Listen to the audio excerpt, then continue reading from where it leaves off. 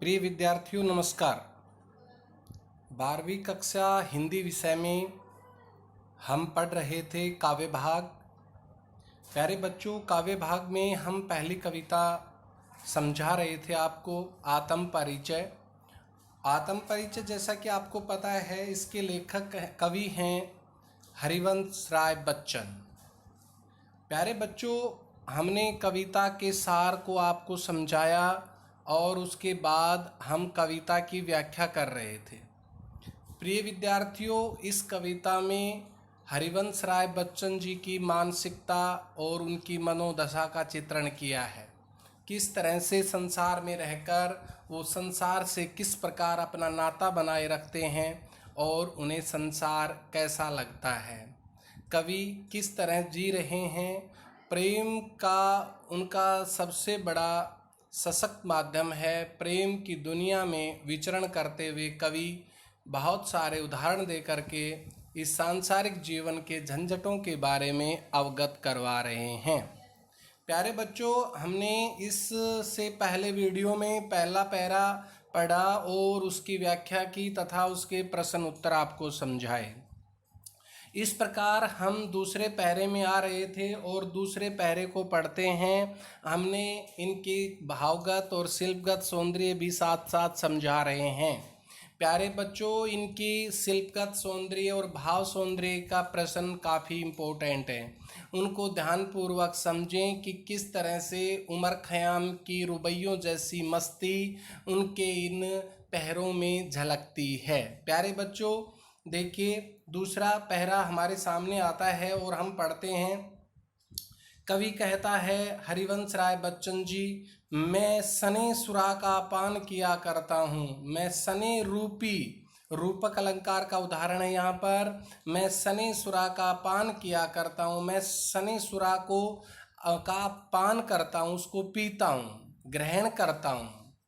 मैं कभी न जग का ध्यान किया करता हूँ और मैं सने रूपी सुरा को पीते हुए, सने रूपी शराब का नशा करते हुए, प्रेम रूपी शराब का नशा करते हुए इस सांसारिक जगत के झंझटों में कभी भी ध्यान नहीं करता।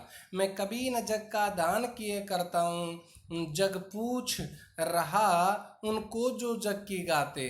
ये संसार तो उन लोगों को पूछता है जो संसार की बातें करते रहते हैं। मैं अपने मन का गान किया करता हूँ। मैं हमेशा मस्त होकर के अपने प्रेम का राग, अपने मन का राग, अब मन के राग से अभिप्राय है प्रेम के राग से। प्यारे बच्चों, कवि कहता है मैं सदा अपने मन का गान पर मस्त रहता हूँ, अटल रहता हूँ। मैं दुनियादारी के झंझटों और चक्करों में बिल्कुल भी नहीं पड़ता। तो प्यारे बच्चों, ये दूसरा पैरा है। इस दूसरे पैरे के जो प्रश्न हैं उस पर एक बार दृष्टि डालते हैं। मैंने आपको पहले भी बताया है कि हरिवंश राय बच्चन जी की जो कविता है वह हमेशा पेपर में उसमें से कुछ न कुछ जरूर आता है। तो इसमें से कवि का जो प्रश्न बनता है वो सबसे पहले है कि कवि हृदय की विशेषता पर प्रकाश डालिए। कवि हृदय की विशेषता पर प्रकाश डालिए। आपको समझाना है कि कवि का हृदय कैसा है। प्यारे बच्चों, कवि का हृदय प्रेम से सराबोर है। वह सदा अपने मन में अपने प्रिय के स्नेह का अनुभव करता रहता है और वह सदा इस दुनिया का ध्यान नहीं करता है। अपने प्रेम की मस्ती में वह सदा मस्त रहता है। इसका प्यारे बच्चों दूसरा प्रश्न है सने सुरा से क्या आशय। जैसा कि हमने बताया, सने सुरा का मतलब है यानी कि प्रेम की मादकता, प्रेम का नशा, प्यार का दीवानापन। तीसरा प्रश्न है इसका, कवि जग का ध्यान क्यों नहीं करता है। कवि की रुचि अपने प्रिय के प्रेम में रम गई है, इसलिए वह मन ही मन में सदा उसे पाने की चेष्टा में रहता है। उसे जगत में जो झंझट बिल्कुल भी जो चल रहे हैं वो रास नहीं आते हैं, इसलिए वह उनकी परवाह नहीं करता है। प्यारे बच्चों, इसके बाद में प्रश्न है, जग किसको पूछता है? यह जग, यह संसार केवल उन्हीं लोगों को पूछता है जो जगत की चिंता करता है। जो कवि संसार का ध्यान कर रखते हैं, संसार पर काव्य रचना करते हैं, लोग बाग उन्हीं कवियों को महत्व देते हैं। इसका अगला प्रश्न है पांचवा, जैसे कि प्रश्न बनता है, कवि अपनी कविताओं में कौन से भाव व्यक्त करता है? प्यारे बच्चों, कवि अपनी कविता में अपने हृदय की स्वच्छंद स्वतंत्र भावनाओं और प्रेम से जुड़ी हुई उसकी अनुभूतियां हैं, उन्हें व्यक्त करता है। इसके बाद प्रिय विद्यार्थियों, जैसे कि सौंदर्य बोध के प्रश्न बनेंगे तो दो बनते हैं। नंबर 1 भाव सौंदर्य, नंबर 2 शिल्प सौंदर्य। तो भाव सौंदर्य में आपको पैरे को खोलकर समझाना है कि कवि इनमें क्या कहना चाहता है। जैसे कि भाव सौंदर्य स्पष्ट कीजिए। कवि निजी प्रेम के खुले शब्दों में स्वीकार करता है, वह किसी प्रकार के निषेध और कुंठाओं से रहित है, वह दुनियादारी के झंझट में बिल्कुल नहीं पड़ना चाहता, वह सदा प्रेम के संसार में जीना चाहता है, विचरण करना चाहता है और उसे प्रेम का संसार बहुत ही अच्छा लगता है। कवि का दूसरा इसमें प्रश्न दिया कि शिल्प सौंदर्य पर प्रकाश डालिए। प्यारे बच्चों, शिल्प सौंदर्य में व्याकरण की बातें करनी है। कवि ने हिंदी की खड़ी बोली का सहजी रूप से प्रयोग किया है। इसमें कवि की वियोग श्रृंगार अवस्था का पता चलता है। गीत का भाषा श्रृंगार विषय के अनुरूप मस्ती, मादकता, कोमलता, मधुर लय से परिपूर्ण है। मधुर लय है, गेयता का आधार इसमें गाई जा सकती है। भाषा का प्रवाह झरने के समान है, अवरोध रहित है, सहज संगीतात्मकता देखने को मिलती है। कविता में प्रतीकात्मकता है, लाक्षणिकता है। इस पद्यांश में उमर खयाम बहुत बड़े जो रुबाइयों को गाने वाले, गजल को गाने वाले कवि जैसी मस्ती दिखाई देती है। सनेसुरा में रूपक अलंकार है। किया करता हूँ आवृत्ति से गीत में मधुर मस्ती आ गई है। तत्समनिष्ठ भाषा का प्रयोग हुआ है। प्रश्न तो और भी बहुत सारे बनते हैं प्यारे बच्चों, लेकिन आप इन प्रश्नों को ध्यान में रखेंगे। जैसे कि कवि ने बहुत सारे प्रश्न और भी बताए हैं, लेकिन हम मुख्य रूप से इन्हीं प्रश्नों को ध्यान में रखते हुए आगे बढ़ते हैं। इसके बाद कवि कहता है, मैं निज उर के उद्गार लिए फिरता हूँ। कवि अपनी भावनाओं को, अपने मन के भावों को अभिव्यक्त करते हुए कहता है, मैं निज उर में, मैं अपने हृदय में बहुत सारे भाव लेकर फिर रहा हूँ। मैं निज उर्म के उपहार लिए फिरता हूँ। मैं अपने हृदय के बहुत सारी भेंट लिए फिर रहा हूँ। यह पूर्ण संसार न मुझको भाता। कवि को अच्छा नहीं लगता है ये अपूर्ण संसार। संसार को अपूर्ण क्यों कहा है? क्योंकि प्रेम से रहित है। कवि कहता है, यह अपूर्ण संसार ने मुझको भाता, ये संसार पूरा नहीं है, मुझे ये अच्छा नहीं लगता है। मैं स्वप्नों का संसार लिए फिरता हूँ। और कवि कहता है कि मैं स्वप्न वाले संसार में, अर्थात ऐसे संसार में जिसमें प्रेम जुड़ा हुआ है, ऐसे संसार में, ऐसे स्वप्निल संसार में मैं विचरण करता हूँ। तो प्यारे बच्चों, इसके जैसे प्रश्न बनेंगे कि इसके प्रश्न, कवि किस हेतु भटक रहा है। जैसे प्रश्न बनता है, कवि प्रेम पाने और देने का प्यासा है, वे एक प्यार भरी जिंदगी में भरपूर प्यार के अनुभव में जीने के लिए भटक रहा है। इस प्रकार से और भी प्रश्न बनते हैं। कवि मन की दशा पर प्रकाश डालिए। कवि के मन की दशा, यहाँ पर देखो कवि के मन की दशा का ही पता चलता है जब पाठ कविता का ही नाम आत्म परिचय है। तो मन की दशा के बारे में आप कैसे समझाएंगे? आप बताएंगे कि इसमें कवि अपने हार्दिक प्रेम को अपने प्रिय के सामने प्रकट करना चाहता है। उसे प्रेम के बिना यह सारा संसार अधूरा लगता है। वह अपने मन में प्रेम भरे संसार की कल्पना करता है और वह ऐसे ही संसार में जीना चाहता है। तो प्यारे बच्चों, इस प्रकार से अगला प्रश्न है, कवि उर का उद्गार और उपहार क्या है? कवि के उर में हृदय, कवि के हृदय का उद्गार और उपहार क्या है? कवि के हृदय का उपहार और उद्गार जो है वो बताया कि अपने प्रिय को प्रेम देने के लिए है, प्रेम देना चाहता है। यह उपहार है और यही उद्गार है। प्रेम को उद्गार और उपहार से परिभाषित किया है। इसके बाद में प्रश्न बनता है अगला, कवि संसार को अपूर्ण क्यों कहता है? जैसा कि मैंने बताया था, यस, अपूर्ण संसार ने मुझको भाता, अपूर्ण कहता है। प्यारे बच्चों देखो, कवि प्रेम को संसार की सबसे मूल्यवान भावना मानता है।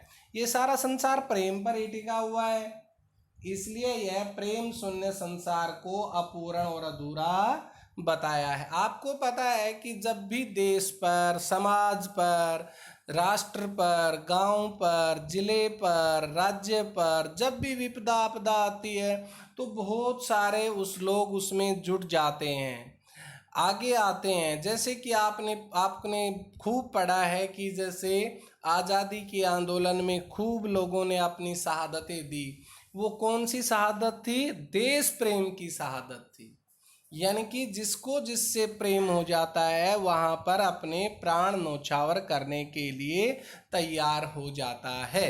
जैसे कि प्यारे बच्चों, आज की जो विकट परिस्थिति है, आज जो आप देख रहे हैं कोरोना जो वायरस फैला हुआ है, उसमें भी हमारे डॉक्टर, नर्सिस, हमारे जो सफाई कर्मचारी हैं या पुलिस विभाग है, बहुत तन्मयता के साथ लोगों की सेवा कर रहे हैं और मन में ये सोच रहे हैं कि हम अपने देश को इस अदृश्य शत्रु से बचाएंगे। उनके हृदय में अब बहुत बड़ा अटल विश्वास है। यह अटल विश्वास बड़ा ही अच्छा है और यह अटल विश्वास कितना सुदृढ़ है कि लोग अपने परिवारों को छोड़ करके देश की सेवा में किसी न किसी रूप में जुटे हुए हैं। इस ऐसी भावना को प्रेम की भावना से परिभाषित किया जा सकता है। ये देश प्रेम की भावना इसमें झलकती है। आज़ादी के आंदोलन में बहुत सारे लोगों ने अपनी महत्वपूर्ण भूमिका निभाई किसी न किसी रूप में।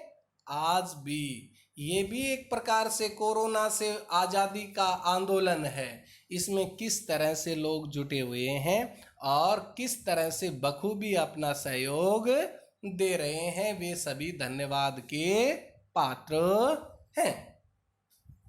इसमें अगला प्रश्न है प्यारे बच्चों कि जैसे कि हम देखते हैं कि प्रश्न और भी बना सकते हैं कि स्वप्नों के संसार में कवि का क्या आशय है? स्वप्नों के संसार से कवि का आशय प्रेम की भावना में परिपूर्ण आनंदमयी दुनिया में जीना। अब जैसे कि सौंदर्य बोध के प्रश्न दो बनते हैं, भाव सौंदर्य और शिल्प सौंदर्य। जो पिछला पैरे में हमने जो बातें बताई थी वही बातें इसी में भी लागू होंगी। इसमें बताया है कि कवि अपने प्रेम के भावों को खुले में स्वीकार करता है। वह किसी भी प्रकार की रुकावट अवसाद से घबराता नहीं है और वह प्रेम वाले संसार में जीकर लोगों को प्रेम का पाठ पढ़ाना चाहता है और इस स्वार्थ भरे संसार से दूर अपने आप को ले जाना चाहता है। तो प्यारे बच्चों, इस प्रकार से ये प्रश्न थे। भाव सौंदर्य, शिल्प सौंदर्य वही हैं जो हमने अभी पहले बताए थे। अगले हमारा पैरा है, आप देखेंगे किस तरह से कि मैं जला हृदय में अग्नि दहा करता हूँ। बहुत अच्छी कविता है। हमेशा मन करता है कि जितनी बार भी पढ़ें उतनी बार ही कम पड़ जाती है, उतनी बार ही नए भाव नए अर्थों को समाहित करके हमारे सामने उंडेल देती है। कविता बहुत अच्छी है, मन के भाव होने चाहिए पढ़ने के लिए। तो कवि कहता है, मैं जला हृदय में अग्नि दहा करता हूँ, मैं अपने हृदय को जला करके, अपने हृदय में अग्नि जला करके दहन करता रहता हूँ। अर्थात मैं किसी दूसरे को हानि नहीं पहुँचाता, मैं स्वयं दहन होता रहता हूँ, जलता रहता हूँ।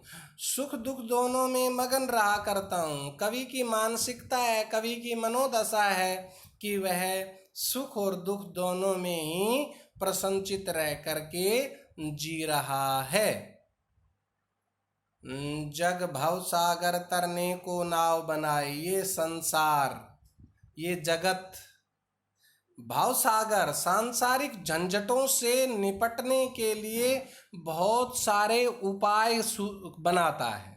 भाव सागर, सांसारिक झंझट, तरने को नाव, पार उतरने के लिए उपाय, बहुत सारे उपाय बनाता है। जग भव सागर, ये संसार सांसारिक सागर, सांसारिक दुखों रूपी सागर से तरने को नाव बनाए।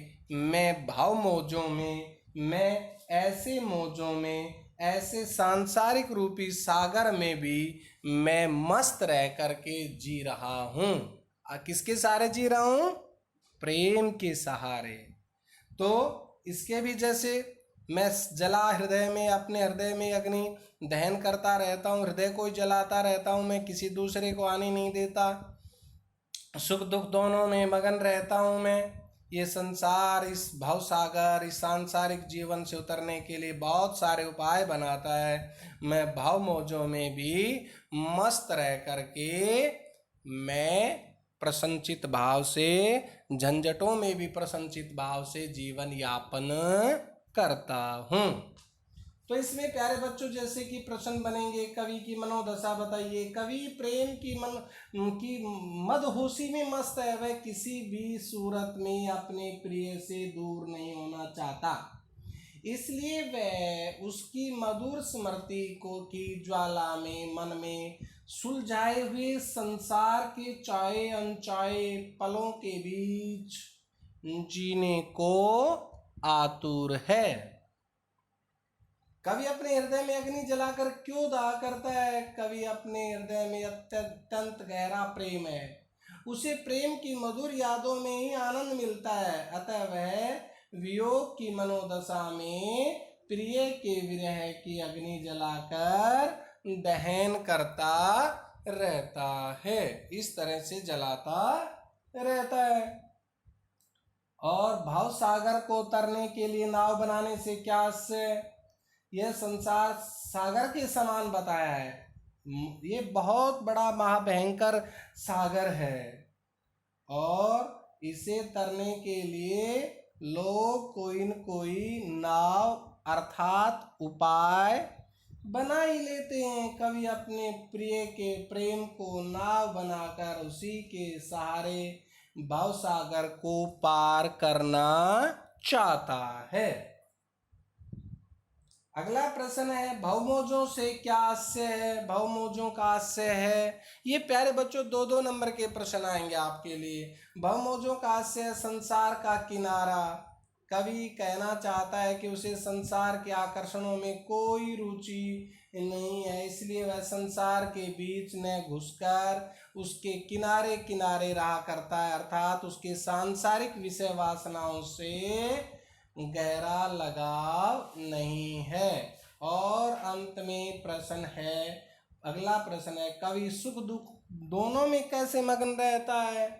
कवि अपने प्रिय की मधुर यादों में मस्त होकर सुख दुख दोनों में ही प्रसन्नचित भाव से जी रहा है।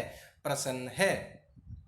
तो इस प्रकार से भाव सौंदर्य और शिल्प सौंदर्य के भी प्रश्न आप बनाएंगे, जैसा कि मैंने पहले बताए थे।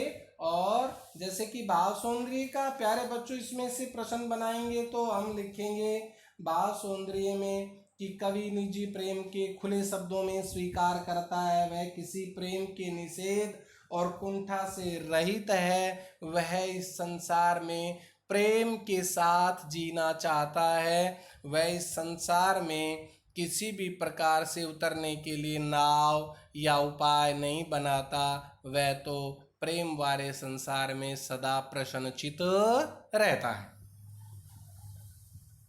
भाव सौंदर्य और शिल्प सौंदर्य में भी हमने वही बताए थे, संस्कृत निष्ठ भाषा, तत्सम शब्दावली, हिंदी की खड़ी बोली का प्रयोग, उमर खयाम जैसी रुबैया, भाषा में प्रवाह निर्झर के समान बताया है, गीत की भाषा श्रृंगार जैसे विषयों के अनुरूप मस्ती, मादकता, कोमलता और मधुर लय से परिपूर्ण है। अगला है मैं यौवन का उन्माद लिए फिरता हूँ। मैं यौवन का, कवि कहता है यौवन युवा अवस्था का, युवा का जवानी का, कवि कहता है कि मैं यौवन का उन्माद लिए फिरता हूँ, मैं यौवन का नशा लेकर के, मैं यौवन का जीने के लिए, मैं यौवन का नशा लेकर, पागलपन लेकर फिरता रहता हूँ, उन्मादों में अवसाद लिए फिरता हूँ और उन्मादों में भी बहुत सारी निराशा दुख लिए फिरता रहता हूँ। जो मुझको बाहर हंसा रुलाती भीतर, जो मुझको बाहर हंसाती है और अंदर से रुलाती है, मैं हाय किसी की याद लिए फिरता हूँ। कवि कहता है मैं किसी की याद के साथ अपना जीवन बिता रहा हूँ, मैं हाय आज किसी की याद को लेकर के इस संसार में जी रहा हूँ। यह याद उनकी प्रिय की याद है और वह प्रिय की याद में ही अपना जीवन बिताता रहता है। तो प्यारे बच्चों इसके प्रश्न जैसे बनेंगे तो हम उस पर बताएंगे। कवि का जो है पहला है कि मनोदशा, कवि प्रेम की मनोदशा पर टिप्पणी कीजिए, तो आप बताएंगे कवि प्रेम की दीवानगी में मस्त है, उसके हृदय में अपनी प्रिय का नशा पूरी तरह सवार है, परंतु उसका प्रिय उसके पास नहीं है, इस कारण उसके हृदय में निराशा और उसकी मधुर यादों के सहारे जीता और छटपटाता है। इस प्रकार से दूसरा प्रश्न है यौवन के उन्माद से कवि का क्या आशय है। यौवन के उन्माद से कवि का आशय है, यौवन के उन्माद से कवि का आशय है, यौवन के उन्माद से कवि का आशय है कि यौवन के उन्माद में वह जीना चाहता है, जवानी अल्लड़ दिनों में मन उमड़ घुमड़ने वाला प्रेम के जोश के साथ कवि नए नए प्रेम के कारण व्याकुल है। तो इस तरह से अगला प्रश्न है इसके अंदर, कवि किस कारण अवसाद से ग्रस्त है। कवि कहता है कि प्रिय उसके पास नहीं है, वह उसके प्रेम से वंचित है, इसलिए उसके प्रेम निराशा से ग्रस्त है। और कवि के अंदर और बाहर में कौन सी असंगति है और क्यों। कवि के मन में सामने हंसता खेलता नजर आता है, वह अपने मानो अपने ऊपर दुर्दशा पर हंसता है। तो प्यारे बच्चों इस प्रकार से यह है हमारा जो कविता है, यहाँ तक हमने पूरी की है। आगे आप पढ़ते रहिए, इसको समझते रहिए, अगले वीडियो आने तक इसको पूरी तरह से समझ करके तैयार कर लीजिए। तब तक आप इसको ध्यानपूर्वक पढ़ें। नमस्कार।